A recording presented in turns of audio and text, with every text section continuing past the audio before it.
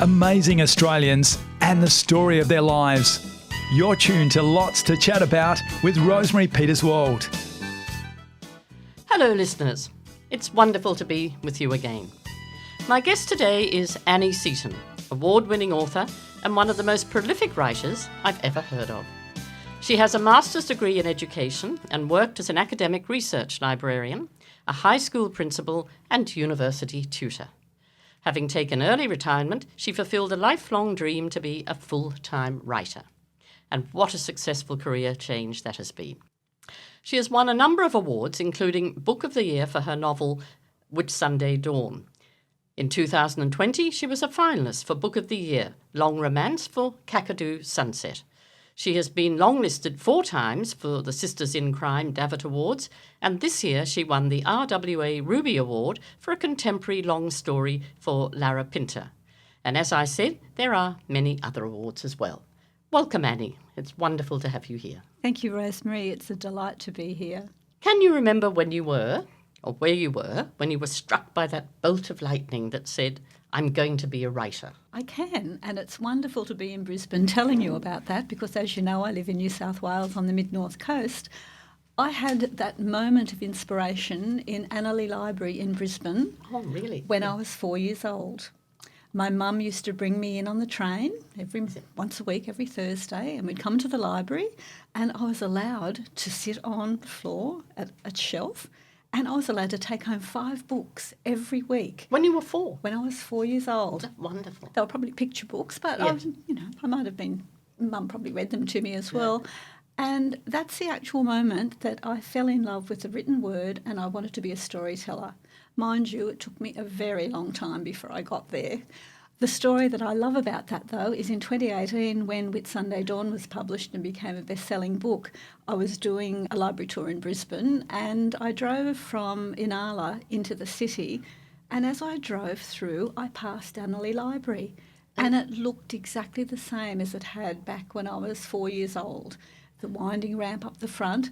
So I went a little bit further. I did a U-turn. I parked in the back of the library and I went in and said to the librarian, you might think I'm a bit silly, but I'd like to give you a copy of this book because I think it was probably 50 years before I had the inspiration for writing. Oh, how lovely. Was that your first book? No. What was your first book? My first book was a crazy little steampunk novella called Winter of the Passion Flower that I wrote in response to a competition the month that I decided I was going to start writing. And I Googled, how do you write a novel? How terrific. And I found a competition for a steampunk novella, and that was the first piece of writing I'd done for a long time. And every winter you pack up and you have your camper van, isn't it? Or Caravan. Caravan, and you take off into the outback and you camp out under the stars and you get inspiration for a setting and your next novel. Absolutely. I think every novel that I've written in the last 10 years has been inspired by a landscape, a scene, a breath of wind, the smell of a tree, the sight of the water has sparked that story for me. It's always landscape driven. Well, I think it's probably fair to say that more than any other author I know, you portray the natural beauty of Australia, the environment, its sort of spiritual locations and stunning landscapes. And that comes across so much in your books. And you can see that you've been there and experienced it all. The research is the major part of my writing and it's the part that I really enjoy. And I've had many reviews that say that the landscape actually becomes a character in my stories. And having that said without me consciously trying to do it is a wonderful compliment. Ah, look, I would imagine it is, but it's not only the Australian bush that you capture so well, because in East of Alice, you write, of course, about the 18th century times in England as well. And then I'll go on to the book that you wrote, The Italian Affair, which was in Italy, obviously. Sicily, yes, and that's now been self-published under a title called Marry in Haste. The only book that I've ever written about a place that I haven't been was a little crazy book that came to me a few years ago, and it's called Silver Valley Witch, and it's set in Connecticut, and it's about a witch and a warlock and Cupid. Oh. It's Someone says to me, what were you on when you wrote that? And I said, just the love of writing stories. Oh, how lovely. Well, actually, Matthew Riley, I remember reading years and years ago when he first started writing, that he actually didn't go to a lot of the places that he wrote about. He looked them all up on Lonely Planet. Oh, dear. And, no, but it was, I was fascinated. But I think he's become so successful since, he probably and does these go to days wherever he writes about. you can use Lonely Planet, or you can use Google Earth, and you can actually zoom down to the cobblestones in a courtyard. So, you can actually be there online, or, Yes. Not in person. Well, I think when Matthew first started writing, there wasn't the internet.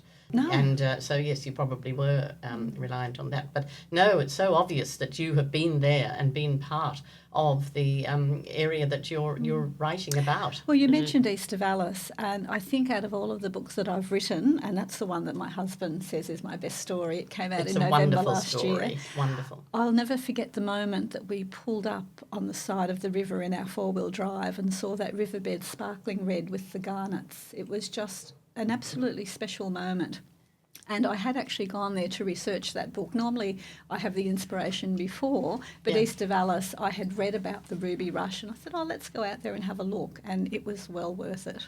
It comes across in the book tremendously that you had a love of that area. You said actually that you spent quite a bit of time in the library at Alice Springs and did quite a bit of research there as well. Yes, and I actually found a PhD thesis of a gentleman out there, and his name escapes me now, but he had done massive research on the Ruby Rush and the Surveyor General that came up from Adelaide, and he had primary sources, so many primary documents that I could read about those actual days, and that really informed my historical perspective of the story. Because my first degree is a history degree, and Right. history is my first love, maybe Yes. my second love now after writing stories, but I think 4 or 5 of my books now have a dual timeline with a historical period in them. They certainly do. Did you think you found being a teacher that helped you with your writing, apart from the punctuation? And That came naturally from being such an avid reader from 4 years of age. Yes. But I think the thing that really helps me with my writing and my research is having been an academic research librarian and helping. I used to work with PhD students and university professors at the university, assisting them with their research. So I've got some very good, deep research skills. So I can apply them. If I'm looking for a little fact that might elude a lot of people, I Yes. generally drill down and find it. And I think that helps the authenticity of the historical sagas. I'm sure it would. How do you cope with rejections? It doesn't sound as though you had many rejections at all, but even J.K. Rowling had lots of rejections for the Harry Potter, and I feel sorry for the poor publishers that rejected it. Well, But, the first story, that little steampunk novella that I Yes. wrote after Googling how do you write a novel, and I did learn a lot in that editing process about point of view and various punctuation and formatting things. That book I sent off to 5 publishers because the competition that I put it in, I didn't win, and I was most affronted. A-type personality, I have to be the best at what I do. So I sent it off to 5 digital publishers, and within a week I had 5 offers for contracts. And Oh, my really? first book, my dilemma was, which publisher do I choose? oh, what a wonderful feeling. And it was only probably this year that I had my first rejection after 80 novels because HarperCollins have decided that they don't want another book off me, so I'd half written another one. I sent it off to a publisher and they didn't want it either. I believe it's very, very tough in the publishing world The now, the isn't it? mid-list authors Yes. are getting moved on. Yes. And that would normally have devastated me, but being a very successful indie publisher of my own works, it actually did me a favour because I like the autonomy of being able to choose what goes in my story and edit it how I like it edited. And my independently published books, for example, Lara Pinter that won the Ruby Award Yes. last year, East of Alice was also entered in that competition and it didn't final. Oh, right. Whereas my independently published Lara Pinter took out the award, which was wonderful for me. It's a confirmation that what I'm doing properly. Which you certainly do, because you publish, as you say, so many of your books independently, which means that you're your own publicity machine. And I've seen photos of you packing up boxes of books and sending it off to people, whether it's in Australia or even in America, isn't it, where you've got a huge audience in America? That's correct. My American audience started because my first book was picked up by a digital US publisher. So I actually built my US readership before my Australian readership. But in regards to being a publicity machine, over the last 6 years, rather than being an author, I see myself as a small business manager. Right. Because I write the stories, I format the stories, I do my own covers, I upload them all to Amazon and Barnes & Noble and Apple. I do all that myself. I then do all my own marketing, and I received a federal government marketing grant 2 years ago. That's a 3-year grant. So I'm also doing lots of financial stuff with where am I going to spend my advertising money, reconciling it, sending it off to my accountant. So that's very time consuming. Then I have to decide where I'm advertising, do the ads on Facebook or Instagram or Amazon, do the data analysis and see which ads are leading to sales. And then when the sales come, I have to order the print books, I have to package them up, I have to go to the post office. It's incredible. It's tiring, but next year my 16-year-old granddaughter, who's autistic, is leaving school, and she's coming to work for me 2 days a week as my personal assistant. And she'll be doing the packaging and the address labels and the spreadsheets. But she also is an author, so she can even help me with some of my editing and proofreading. I actually saw that you're helping her with her second book, is it, or her third book? Fifth. Oh, her fifth book. Fifth oh, book. Goodness me. She first book was published when she was 14, and I'm actually editing the fourth, and she's writing the fifth at the moment. Oh, amazing. How terrific. Yeah. So when do you yourself find the time to write? I mean, what is your... I know, as I said, you go out into the bush and you do your research and whatever, but your sort of everyday life at home, what is your program? I used to write of a morning before my husband retired. I'd write for 4 or 5 hours every day.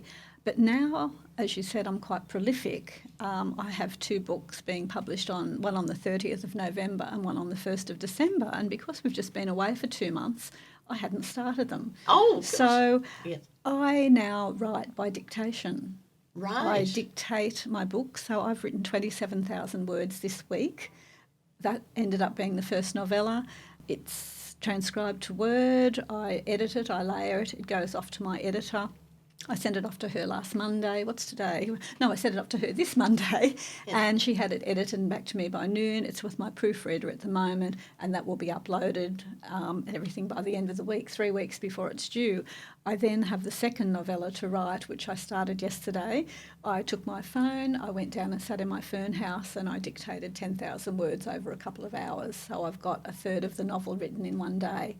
But how do you jump from one plot? I mean, I find it hard enough with one plot. It takes me forever. But you must jump from one plot to another. I use the analogy that it's like you have all different friends that live in different houses, and when you go to visit Mary and Keith in the first house, you don't get them mixed up with Richard and Rosemary that might live in another house, so you know who you're visiting. Is that incredible? Mind you, I will be typing sometimes or dictating, and I think, what's his name? What's his name? Which story is this? Yes. What colour eyes has he got? But your brain must be just full of story after story. It is, and unfortunately that interferes with sleep patterns very much. Right. I don't get a lot of sleep. You wake up in the middle of the night and think, oh gosh, How did I do there? And what am I doing tomorrow? But I've got much more life balance now. For example, yesterday I did write a lot of words, but I also managed to walk on the beach. I managed a couple of hours in my garden, and I did some reading myself. I think you said to me once before, you don't watch a lot of television. So I don't watch television when at people all. are watching Netflix and whatever, you're in there I'm in the creating study. stories for Netflix. Yeah, exactly. Well, that would be lovely. Yes, wouldn't it? Yeah. It would be, maybe one day. Absolutely. But once I think you told me that you write looking at a blank wall, but you've just given a lie to that by saying that you're now dictating it. But are you looking at a blank wall? No, yesterday I was in the garden and feeling the lovely breeze on my skin and smelling the jasmine that was growing behind me. So perhaps that was a little bit more inspiring. I used to write in the living room where my chair looked over the ocean, and I used to find that so distracting. That's when I moved to the study and the blank wall. It's you need your total, as you say, concentration on the characters and you don't whatever. get distracted. You don't go off in other dreams. If you're writing and looking at a blank wall, nothing comes into your nothing distracts. But Annie, I think you're amazing because I read and follow you, as you know, on Facebook and whatever, and you suddenly have finished one novel and then you say to your followers, now, what do you think? Should I continue on with this story and whatever? And before we know it, that's what you've done, and there's another whole book come out. Well, I'm really excited because we've just been out to Broken Hill and we did the Darling River Run on the dirt road. And up until that point, my next series was going to be The Daughters of Duck and Willow Creek, set up near Bundaberg, about a family saga over a few years. And as we were travelling, my lovely research assistant and driver and travel partner and life partner said, why don't you write a book called a series called The Daughters of the Darling? And inspiration just hit. So I've done the cover, I've done the blurb, I've done the plot, and that book's being released in April, but it's going to be another big book like Lara Pinter and Whitsunday Dawn, and I'm really excited about writing it. Oh, how wonderful. So Ian, as you say, is your life partner and your driver and your inspiration. Does he come up with some of the plots for you? Or any yes, he's already telling me, well, when you write these 8, because it's an 8-book series that I'll probably do over 3 or 4 years, when you do this, you really need to do the Eureka Stockade in one, and you need to do this, and he's telling me what I should do. Oh, how wonderful. But it's not just standalone books, as you're saying, that you write. You write a lot of series as well. And how did you crack into the American market with the series, for instance? It was interesting. I had my American readership after Winter of the Passion Flower. After that book, my first little book was called Holiday Affair, Italian Affair and Outback Affair, which was picked up by a new digital publisher in the US back in 2012. That was my first or second year of writing. And that publisher had only started the month before, and many digital publishers in the US came and went over that period of time, digital first.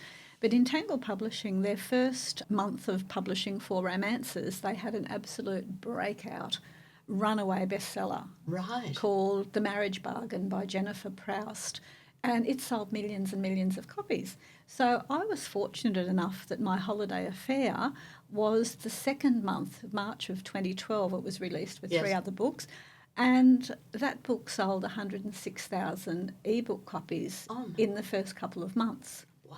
And I thought, wow. That's incredible. I couldn't believe that. Yes. So my American readership really came from that time with Entangle Publishing. I did, I think, 12 books with them. I have the rights back to 8, and I've republished and renamed, taken out the US spelling. And by doing that, I have built my Australian readership from those novels. But my Australian readership really started with my first traditional publishing contract with Pan Macmillan with Kakadu Sunset. Which happened in 2015. You are listening to Lots to Chat About. I'm Rosemary Peterswald, and my guest today is the award-winning author Annie Seaton, who specialises in Australian historical and romantic fiction, as well as fiction set overseas and in other areas. And outback crime fiction at the moment, the outback noir genre that has become very big. East of Alice was getting into that genre. It's just incredible, as I say, how many stories you've got at once, but not only that, the fact that you are doing so much of the publicity, so much of the actual selling of the books yourself. But for somebody who is thinking of publishing their own novel, it is difficult to get into bookshops, isn't it? Unless you've got a mainstream publisher. It's very difficult. Well, it's virtually impossible unless you have built up that successful brand, which I've done. I publish my books through a Melbourne distributor called Ingram Spark, and I know how many books are going out to bookstores and libraries because I get the data figures from them every month. And for example, this week on my little spreadsheet that they send or that I check online, 46 copies of my Agatella Baby, I think my second last novella, 46 copies have gone out somewhere this week. Now, they don't go to individuals, they go to bookstores or libraries. So that has got me in there. But, you know, a lot of my readers will say, oh, but why aren't your books in Big W? Yes. So because Big W and what they call the DDSs they refuse to stock independently published books. Exactly, and as I know that even if you have got a mainstream publisher and they get it into Big W, you don't necessarily end up with a lot of money anyway in your own pocket, which you've discovered you do a lot more by doing it yourself. And the thing that I find is that with traditionally published books, they go into the bookstores, they go into Big W, and they have a shelf life of about 7 weeks. Yes. Because they can't just keep adding to those books. So for 7 weeks, your book might be on the front shelves, it might be on the bookshelf, and Yes. then it will go back to the publisher when the new books come out.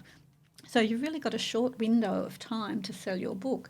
With my indie publishing, I'm still advertising Kakadu Sunset, Daintree and Diamond Sky, which were my first 3 books with Pan Macmillan, which I now have the rights back for. And I'm selling more copies of those now from my online print store than I ever sold when they were in Big W or bookstores. Isn't that incredible? Yeah. Yes. And I think it's, it's for those people who are aspiring to write and aspiring to publish. I do lots of workshops around libraries, around northern states and southern states, and I'll always say, you need to make that choice, and traditional publishing might be the right path for you. Yes. But don't expect that you're going to be fated and have a publicist who drives you around and publicises your book. Yes. You pretty much do it all yourself. I found that a rather rude awakening, I must admit. Yes. With, So why not Yes. self-publish, Yes. have control of your marketing, and also have control of having your books out there in the public eye for years rather than 7 weeks. And so many of the publishers now have joined forces together. So whereas there probably yes. was, probably 10 or We 15 have the big really good 5 publishers, now there's just the There's big the big five. five. That's Yes. right, yes. So it's very much a changing world. And as I said, traditional publishing might be the right path for some people. But if you are aspiring to self-publish, there is a way to go about it. You just can't self-publish a book and expect it to sell. No. You have to be on social media, you have to be paying for advertising, you need to build a good organic newsletter following, which has taken me probably a good 12, 13 years to build.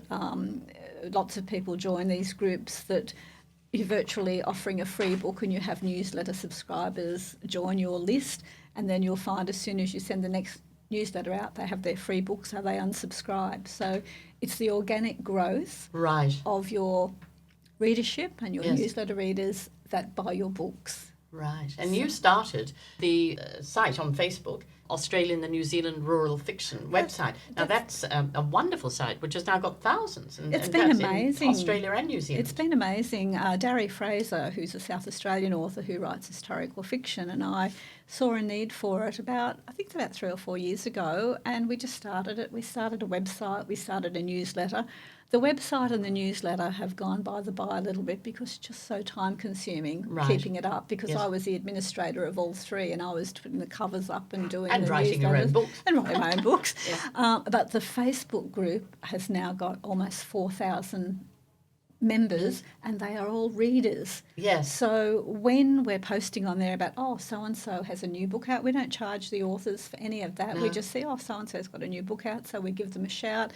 We say to the authors, feel free to put your books up there. And that audience is almost 4,000 readers. And, 4,000 people is a lot of people when you're considering people walk into Big W. We've got that Australian New Zealand rural fiction where we've got people just browsing on the Facebook page. And it's not just those 4,000, because then they hopefully will sell 4,000 more. And it all goes by word of mouth. Best advertising of all is word of mouth. Yeah. As you say, it's not just a matter of sitting down and writing, but it is also a matter, because as we were saying, or you were saying particularly, even if you do get yourself a mainstream publisher like Pan Macmillan or HarperCollins or whatever, gone are the days, as you say, that they will do all the publicity for you. You have to get out there and do it yourself. And do it constantly and continuously and brashly, because there's no hiding your light under a bushel. Yes. If you don't believe in yourself and are able to put that over to your readership, you'll be another one who'll go by the by. And Annie Seaton is quite a brash marketer and promotes her books. My other persona, my real name, is my husband would laugh if he heard me say this or when he hears me say Oh. it, is fairly quiet and unassuming. But Yes. my publishing persona, if I want to sell books, I have to push those books. Can you tell us how you came up with Annie Seaton? Well, there's a funny story with that one too. When I first started my Facebook page and I contacted some friends under Annie Seaton to like my page, one of my dear friends in Sydney who came along to the awards ceremony for when I won Lara Pinter and was wonderful support to me, she emailed me. She said, "Oh my God, I didn't ever think that you and I would get divorced. I'm so upset." Oh. And I said, "No, I have a pen name. I'm writing books now." And I sat for a long time trying to think what would my name be because my publisher wanted me to do a website, Entangle Publishing. So I thought, well, I would love to be Madeline, but if I go to a conference and someone calls, "Hey, Madeline," I'm not going to turn around. But if they go, "Hey, Annie," I'll turn around. Then came the surname. Yes. I literally sat there in that chair overlooking the ocean, overlooking the sea for 3 days. Yes. And finally I thought, I live in my town by the sea. So Annie Seaton was born. On the sea. On the sea. I think there was a bit of a subliminal shift there because a few years later I was asked, who is your favourite author of all time? And my favourite author of all time that I hadn't given a thought to, coincidentally, was Annie Seaton, Seton, who wrote in the 1950s. Oh. And they said, "Oh, are you related to Annie Seaton?" No, Annie Seaton is a made-up name. And have you got a favourite book that you've written yourself? I know you said that Ian thinks East of Alice is your best book, but do you have one that has a sort of special part? It's the one set in Italy that is now called Marry in Haste. Right. I reread it every year. Yes. The cover quote was by a Queensland author by the name of Amy Andrews, and she was working for Entangle Publishing at the time, and she said, "A lovely story to make you laugh, sigh and cry." And every year when I reread it, even though not only do I know what's going to happen, because I wrote it, I still laugh and sigh and cry. I love that story. Oh, they say that if you can make yourself cry or laugh or whatever, that you've hit it on the nail. That's my favourite romance story. I think Whitsunday's Dawn still remains my favourite dual timeline novel. I had a lovely girls' week away when it was launched. Tourism Whitsundays actually sponsored the launch of that on the Coral Sea Resort Jetty in Yes, it was beautiful in 2018. And my dear friend that came to Lara Pinter flew up with 3 other girlfriends. And on the last night of our trip, one of my friends hadn't finished it. And we went out sailing that day and she took the book and she's saying, "Annie wrote this," and holding it up, good advertising.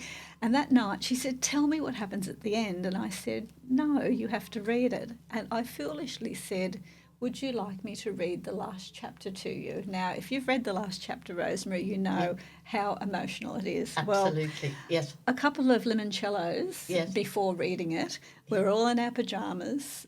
I ended up with a box of tissues, reading the last chapter, howling my eyes out as I read my novel to my friends.